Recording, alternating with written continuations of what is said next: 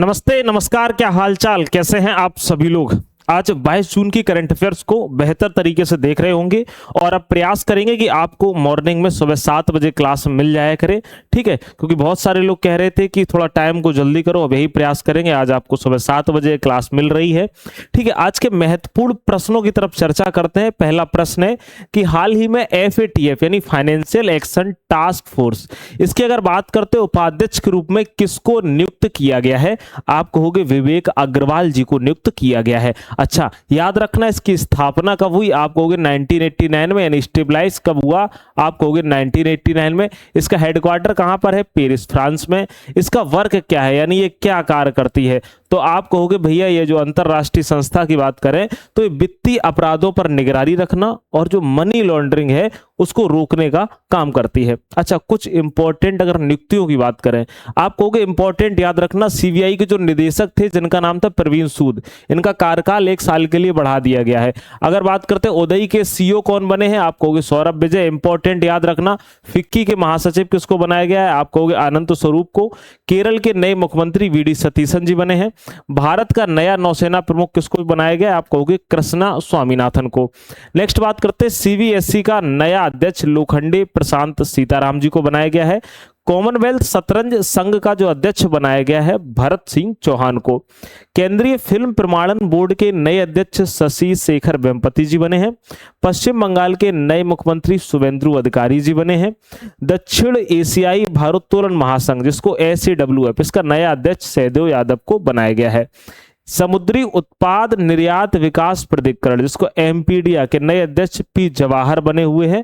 और भारतीय नौसेना के 48वें वाइस चीफ किसको बनाया गया है, आप कहोगे अजय गोचर को बनाया गया है। आइए हम अगले प्रश्न की तरफ देखने से पहले बता देते हैं कि संकल्प बैच सुपर टेट के लिए शुरू हो चुका है, बेहतर बैच। और अगर देखा जाए सिलेबस के अनुसार आपको इसमें तैयारी कराई जा रही है। भरोसा जरूर रखिएगा, बहुत कम तैयारियां ऐसी होती हैं जहां लोग ज्यादा टाइम लेकर करते हैं। एक बार देखा जाए तो कंटेंट बनाने के लिए टीचर लगे रहते हैं यहाँ पर, हम सब लोग, और बेहतर तरीके से करने का प्रयास करेंगे। और एक बार आप देखिएगा, यह सफलता निश्चित तौर से आपको दिलाएगा। आपको करना क्या है, इस नंबर पे आपको संपर्क कर लेना है, WhatsApp पे हाई लिख देना है और एक बार डेमो वीडियो जरूर देखना है। डेमो देखो उसके बाद ही बैच लो, ठीक है, याद रखिएगा। चलिए आगे बढ़ रहे होते हैं। हाँ, दूसरी बात क्या, नए विद्यार्थियों के लिए आप कहोगे 99 में करंट अफेयर्स, आपको पता है 30 नंबर की किस में आएगी, सुपर टेट में आएगी। ये आपके बिल्कुल बाहर नहीं जाएगा। यहाँ पर आपको अभी क्या मिल रहा है, तो अभी अगर हम बात करते हैं डेली का करंट अफेयर्स और PDF, कुछ दिनों बाद इसमें टॉपिक वाइज भी मिलेगा 50 टॉपिक। और एग्जाम के टाइम पर आपको ई-बुक भी दी जाएगी जिससे करंट आप आसानी से पढ़ सकते हो।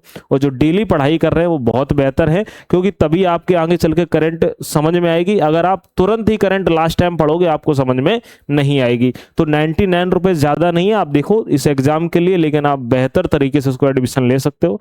जो हमारे जितने सारे विद्यार्थी हैं सब पढ़ रहे हैं, जो नए हैं उनको यह बताने के लिए हम प्रतिदिन आपको याद दिला देते हैं।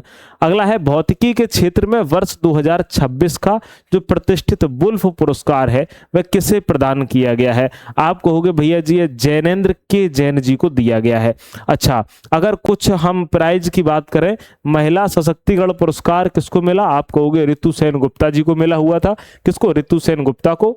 नेक्स्ट है स्टॉकहोम वाटर प्राइज 2026 किसको दिया गया, काव्य मदानी को। नेक्स्ट है KISS ड्यूबिटेरियन अवार्ड 2025 दिया गया है नीता अंबानी को।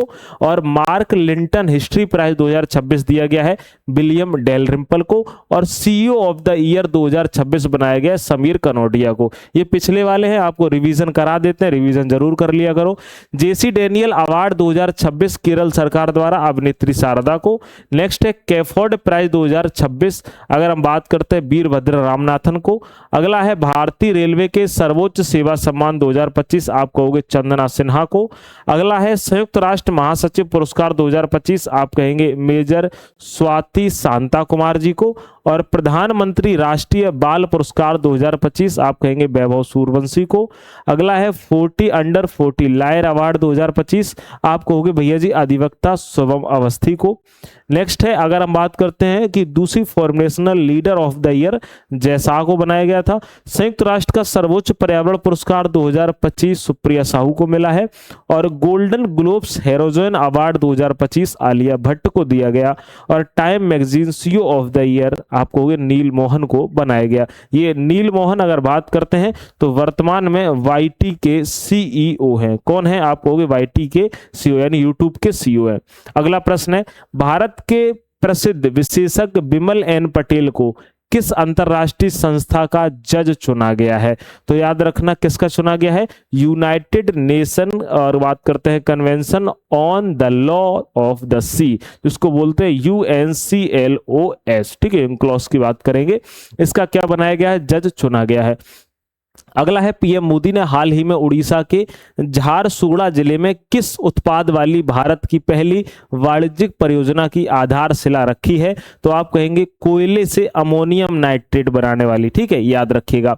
अच्छा, अगर हम उड़ीसा की थोड़ा बात करें, इंपॉर्टेंट उड़ीसा से क्या क्या पूछता है। कैपिटल भुवनेश्वर है, सीएम का नाम है मोहन चरण मांझी। नेशनल पार्क कौन सा है? भीतरकनिका है और सतकोसिया है।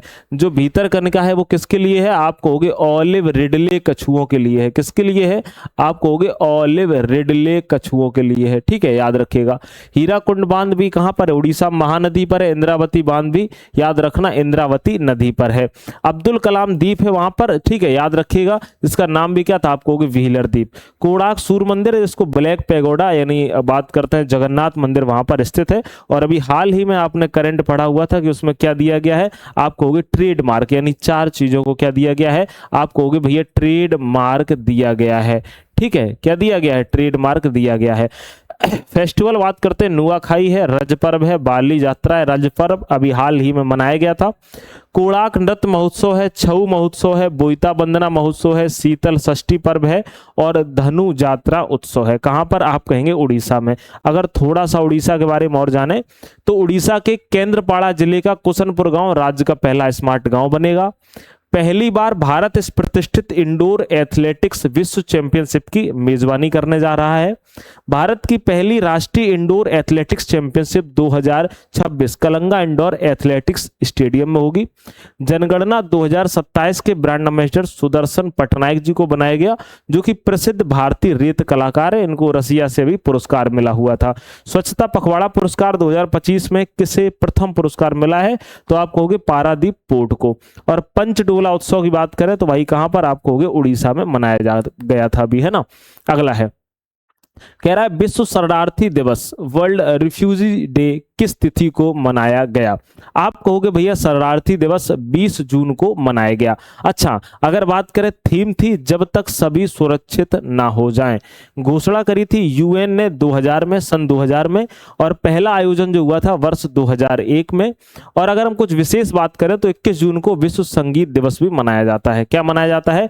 विश्व संगीत दिवस। अच्छा, कुछ दिवस की बात कर लेते हैं इंपॉर्टेंट। आप कहोगे 2 जून को याद रखना तेलंगाना दिवस। 1 जून का भी याद रखना है विश्व दुग्ध दिवस। 3 जून को विश्व साइकिल दिवस। 6 जून को विश्व कीट जागरूकता दिवस। 7 जून को विश्व खाद्य सुरक्षा दिवस। 10 जून को वर्ल्ड आई डोनेशन डे। और 9 जून को अंतरराष्ट्रीय अभिलेखाकार दिवस। और 12 जून को बाल श्रम निषेध दिवस, है ना। चले, अब अगर बात करते हैं 14 जून को विश्व रक्तदाता दिवस। और 15 जून को वैश्विक पवन दिवस। 16 जून को अंतरराष्ट्रीय पारिवारिक धन प्रेषण दिवस, है ना। 17 जून को आप कहोगे विश्व मरुस्थलीकरण एवं सूखा रोकथाम दिवस। 18 जून को गोवा क्रांति दिवस। विश्व शरणार्थी दिवस 20 जून को। और 21 जून को अंतरराष्ट्रीय योग दिवस। तो जो आपसे प्रश्न कभी होमवर्क में पूछते हैं ना, उसका आप आंसर दिया करो, थोड़ा डिटेल में दिया करो, जितना आप उसके बारे में जानते हो, है ना। तो मुझे भी ऐसा लगेगा कि हाँ आपने बेहतर तरीके से दिया है। तो हम मोटिवेशन के लिए एक बार इसको पीपीटी पर भी आपको कमेंट लगा सकते हैं कि देखो हाँ इतने लोगों ने आंसर इसका दिया है और बेहतर तरीके से दिया है। आप लोग जरूर लगाया करें, है ना, जिससे कि क्या है सारी की सारी चीजें याद हो जाती हैं।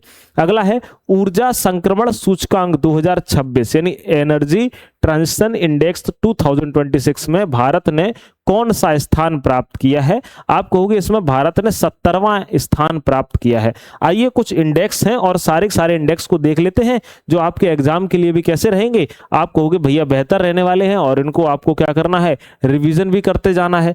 अगर बात करते हैं 20 ग्लोबल पीस इंडेक्स 2026 में भारत का जो स्थान रहा है वो 127वां रहा है, आइसलैंड टॉप पर रहा है। ठीक है, अगला है वर्ल्ड हैप्पीनेस इंडेक्स 2026 में 116वां स्थान भारत का है, फिनलैंड टॉप पर है। वर्ल्ड प्रेस फ्रीडम इंडेक्स में 2026 में 157वां स्थान जो है वह किसका है? आप कहोगे भारत का है, नॉर्वे इसमें टॉप पर रहा है। अगला है ग्लोबल टेररिज्म इंडेक्स 2026 में 13 नंबर पर भारत रहा है, पाकिस्तान टॉप पर रहा है। किसमें? टेररिज्म में वैसे भी रहता है। अब बात करते हैं जलवायु परिवर्तन प्रदर्शन सूचकांक 2026 में इंडिया 23वें नंबर पर रहा है। IQ एयर ने 2025 की विश्व वायु गुणवत्ता रिपोर्ट में सबसे प्रदूषित देश जो बताया है वह पाकिस्तान को बताया है, भारत 6 नंबर पर है। ऊर्जा संक्रमण सूचकांक अगर बात करते हैं इसमें 2026 में हमने आपको बताया कि 70वें नंबर पर भारत है, स्वीडन इसमें टॉप पर रहा है। भ्रष्टाचार धारणा सूचकांक CPI 2025 में 91 पर भारत, डेनमार्क फर्स्ट पर रहा है। हर एग्जाम में सूचकांक से प्रश्न आते हैं। मानव सूचकांक विकास की बात करें, विकास सूचकांक की, तो 130वें नंबर पर कौन रहा है? भारत, आइसलैंड इसमें टॉप पर रहा है। अगर बात करते हैं 10th sustainable development goal index 2025 में 99 नंबर पर भारत और फिनलैंड टॉप पर। वर्ल्ड कॉम्पिटिटिवनेस अगर बात करते हैं कि कॉम्पिटिटिवनेस रैंकिंग 2025 में 41वें नंबर पर भारत रहा है और स्विट्जरलैंड रहा है टॉप पर। अगला है ग्लोबल इनोवेशन इंडेक्स 2025 में 38वें नंबर पर भारत है और टॉप में कौन सा है? स्विट्जरलैंड है। ग्लोबल हंगर इंडेक्स 2025 में 102 नंबर पर क्या है? आप कहोगे भारत है। एशिया पावर इंडेक्स में 3rd नंबर पर क्या है? आप कहोगे भारत है, USA टॉप पर है। नेक्स्ट है ग्लोबल फायर पावर इंडेक्स 2025 में 4th पर अगर बात करते हैं भारत है, USA है टॉप पर। ग्लोबल जेंडर गैप इंडेक्स 2025 में इंडिया है 131वें स्थान पर और आइसलैंड है भैया जी टॉप पर। ये सारे के सारे सूचकांक को याद रखना है आपको। अगला है विश्व के सर्वश्रेष्ठ कला और सांस्कृतिक शहरों की सूची में किस भारतीय शहर को 18वां स्थान मिला है? आप कहोगे भैया जयपुर को 18वां स्थान मिला है। किसको मिला है? आप कहेंगे जयपुर को मिला है।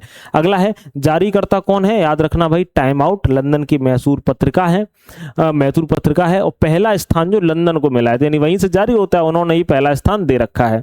आइए अगला है IMA और एबॉट कंपनी ने जागरूकता बढ़ाने के लिए किस दिन को विटामिन डी दिवस घोषित किया है? बहुत इंपॉर्टेंट है, मोस्ट इंपॉर्टेंट, इसमें लगा लेना आप कहोगे भैया 21 जून को क्या किया गया है? याद रखना कि विटामिन डी दिवस को घोषित किया है।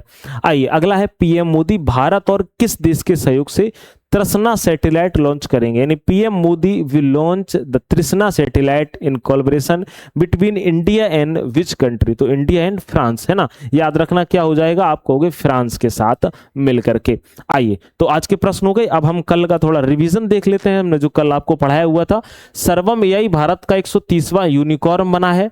52 बूटी साड़ी फैब्रिक बिहार के उत्पादकों को GI टैग प्राप्त हुआ है ना, जैसे त्रिपुरा की सारिंदा को हुआ है।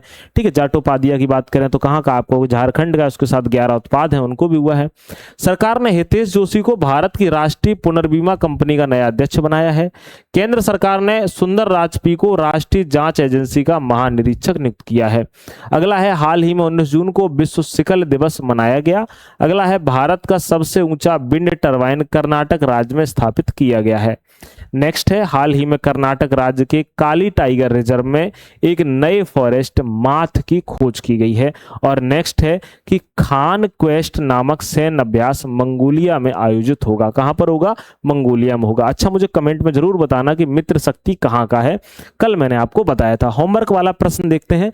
भारत का 130वां यूनिकॉर्न बनने वाली सर्वम AI किस क्षेत्र से संबंधित है? मुझे एक बार जरूर बताइएगा। और उसके साथ साथ हम बात करते हैं इस बैच की। उम्मीद है आप सभी लोग इसमें एडमिशन ले चुके हैं। जो बेहतर तरीके से जिन्होंने अभी से पढ़ाई शुरू कर दी वो ले लीजिए, और जो सच में सीरियस नहीं है तो कोई फायदा नहीं लेने से, मैं चाहता भी नहीं हूं, है ना। थोड़े सीरियस लोग लें जो आगे मुझे भी मजा आए कि भाई हमने कुछ चीजों को दिया हुआ है। और अगर आप कहीं सुपर टेट का बैच ले चुके हैं और जीएस अगर आप हमसे पढ़ाना चाहते हैं और अच्छा स्कोर करना चाहते हैं टॉपिक वाइज और सिलेबस के अनुसार, है ना, और कम समय में और बेहतर रोचक तरीके से, तो आप वनडे एग्जाम स्टडी के प्ले स्टोर पर जाएंगे और वहां पर आपको ये वाला अगर बात करते हैं भाई क्या मिल जाएगा, बैच जीएस ब्रह्मास्त्र बैच, बहुत कम फीस में है और आप यहाँ पूरी तरीके से जीएस कंप्लीट पढ़ सकते हो 40 नंबर की। ठीक है, चलिए तो आज के लिए इतना ही, मुलाकात अगले दिन करेंगे। एक बार जरूर बताइएगा क्लास आपको कैसी लगी है। ठीक है, नमस्कार।